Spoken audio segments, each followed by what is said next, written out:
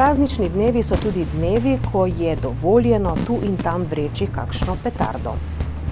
Zadnja leta to početje na srečo postaja manj modno, kot je bilo, in zlasti mladeničem in mladenkam ni več treba vreči petarde, da se pokažejo kot junaki.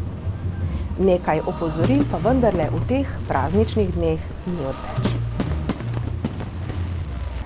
Gospod Šipek, policisti vsako leto opozarjate, ko se bliža tisti čas praznični in obdobje, ko se sme uporabljati pirotehnična sredstva različnih oblik in vrst.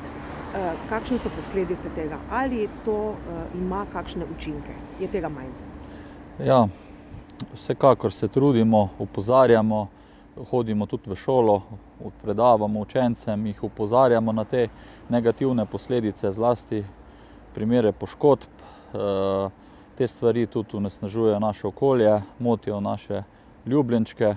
Želimo, da je to v nekem okviru, da je to varno uporabljeno v okviru navodil teh proizvajalcev, pa še kljub temu se lahko kdaj kaj zalomi.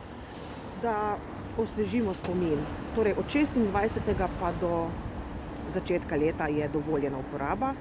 Drži. Ja, uporaba pirotehničnih sredstev, katerih glavni učinek je pok, je načeloma prepovedana oziroma pogojno dovoljena v obdobju od 26. decembra do 2. januarja. Absolutno pa je prepovedana ta uporaba v okolici šol, v okolici bolnic, zdravstvenih domov, na sredstvih javnega prevoza oziroma na takšen način, da moti oziroma ogroža kogarkoli. Če gre za sankcije, če si kdo prisluži sankcije, za kakšne vsote že gre? Ja, ne gre za male vsote. Tem kršiteljem se zasežejo takšna sredstva, pa se ukrepa zoper njih v skladu z zakonom o prekrških.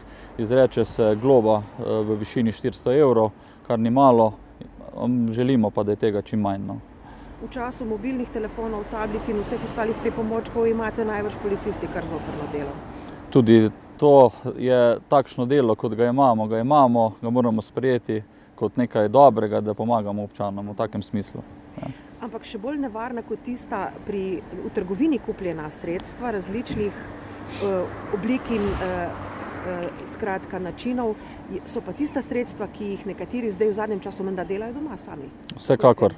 Mi smo že primere, ko so doma določeni mladeniči skušali skombinirati več teh petard oziroma različnih teh snovi skupaj, potem se je pa zadeva prehitro vnela in za posledico so bile hude poškodbe, iznakaženi obrazi, raztrganine rok in takšne stvari, ki jih tudi vidimo potem v medijih in ne želimo, da se to tudi našim občanom dogaja.